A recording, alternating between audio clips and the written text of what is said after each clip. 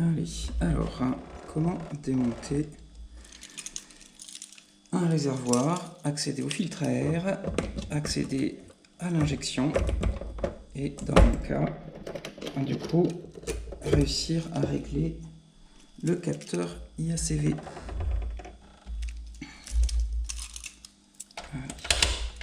Alors, première chose, on va démonter les petites trappes juste en tirant dessus.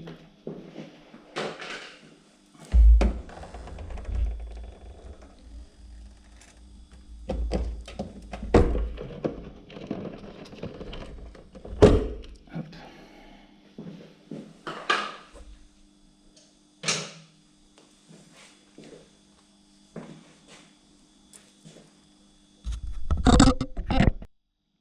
Ensuite, il faut démonter les trappes sur le côté, les carénages sur le côté noir. Ici, on a juste une petite vis à démonter ici.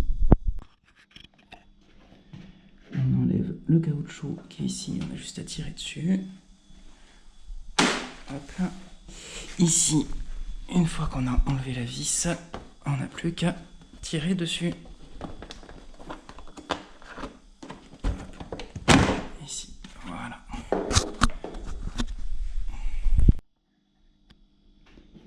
Et ensuite, des deux côtés, on enlève les vides-poches avec les vis ici, les vis qui sont dans le trou ici, pareil de l'autre côté. Et on a également, du coup, la grosse vis à démonter ici qui tient aussi le réservoir. Voilà, il ne reste plus que les deux vis ici à démonter et après on pourra enlever les vides-poches et bouger notre réservoir. Soit en le relevant, soit ce que je vais faire moi, en enlevant carrément l'axe qui est ici.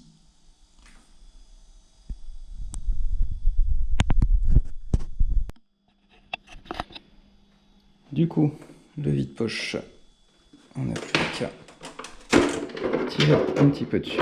Attention aux fils qui sont coincés dedans. Et à l'enlever. Voilà, on pose bien toutes nos pièces pour pas qu'elles s'abîment. Et on va faire pareil de l'autre côté.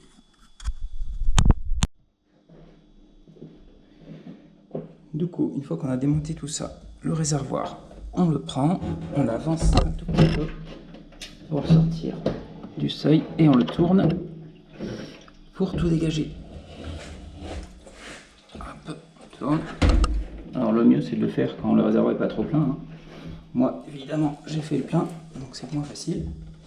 Donc on peut le tourner complètement, les gurites elles sont assez souples.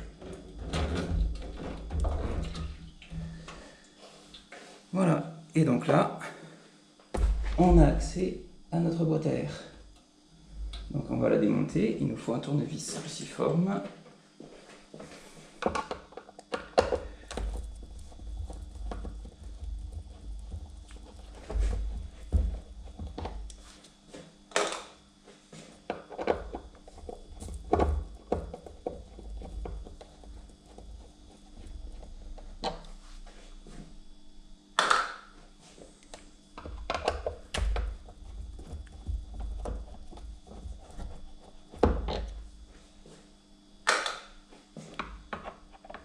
Voilà, évidemment, il ne faut pas oublier celle qui est en plein milieu.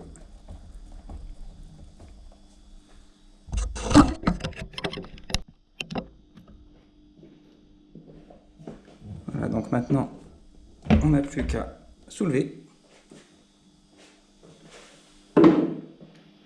Et on a notre filtre à air qui est juste ici. Hop, voilà. Donc si on veut le changer, on le prend et on met un tout neuf. Le mien est neuf, donc j'ai pas besoin de le changer.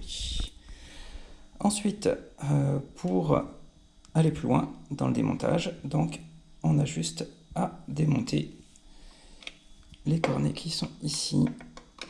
Et donc on a 4 vis, une là, une de l'autre côté et pareil sur l'autre.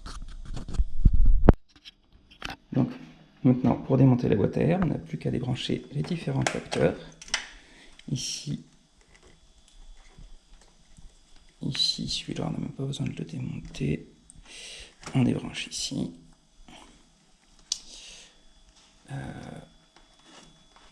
On débranche ici en dessous.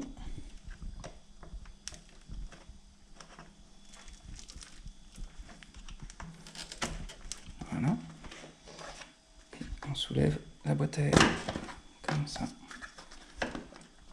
On peut la tirer de l'autre côté. Ah, j'ai le tuyau d'essence qui bloque ici. On le sort au crochet. Voilà.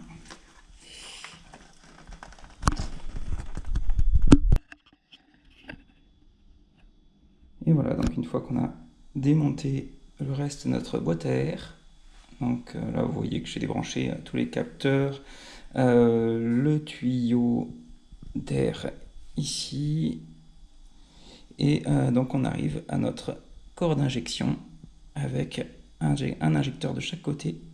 Donc ils ne sont pas très visibles. Si vraiment on veut démonter les injecteurs, il faut démonter le corps d'injection, ce qui est un petit peu fastidieux parce que les vis sont pas très accessibles. Mais en fait, il y a juste, pour démonter le corps d'injection, il y a deux colliers, comme celui-ci, à démonter, donc avec une clé de 8, ici. Donc celui-ci est facile d'accès, mais l'autre est un peu plus compliqué, parce qu'il faut aller le chercher ici en dessous. Donc voilà, on voit pas très bien. Ok, mais aujourd'hui, c'est pas ça qui nous intéresse. Aujourd'hui, c'est l'IACV. Et donc l'IACV, il est juste ici. Voilà, donc c'est ça. Donc vous voyez qu'ici, on a deux petites vis en étoile creuse à démonter. Donc c'est ce que je vais faire. Donc là, du coup, j'ai enlevé mes deux petites vis, la petite plaque qui va avec, et après, on peut sortir, du coup. Voilà, l'IACV qui est ici. Mais d'abord, on va débrancher le connecteur.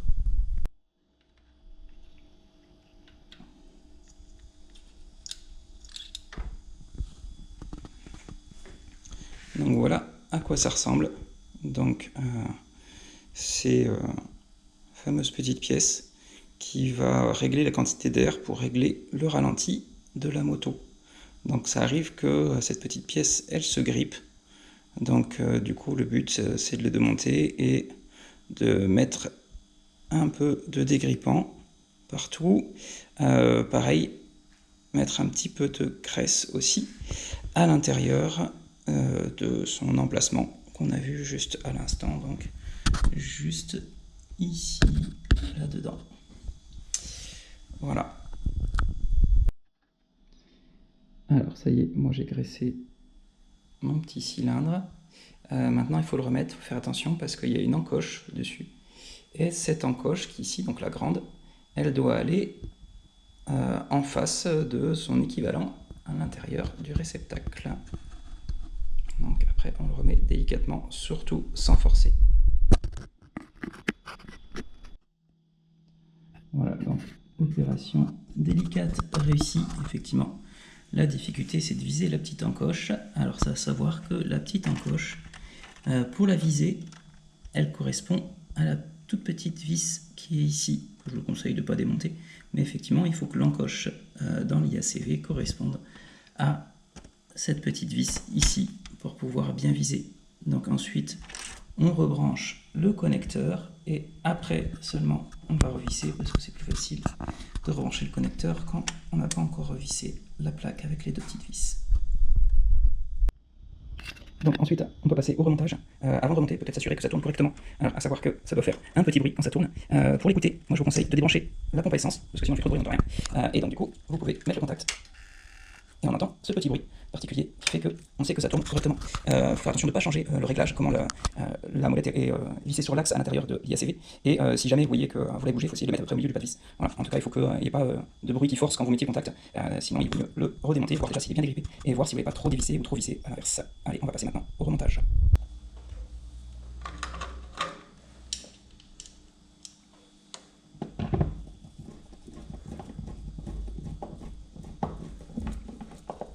Voilà, et là déjà on peut voir si ça démarre.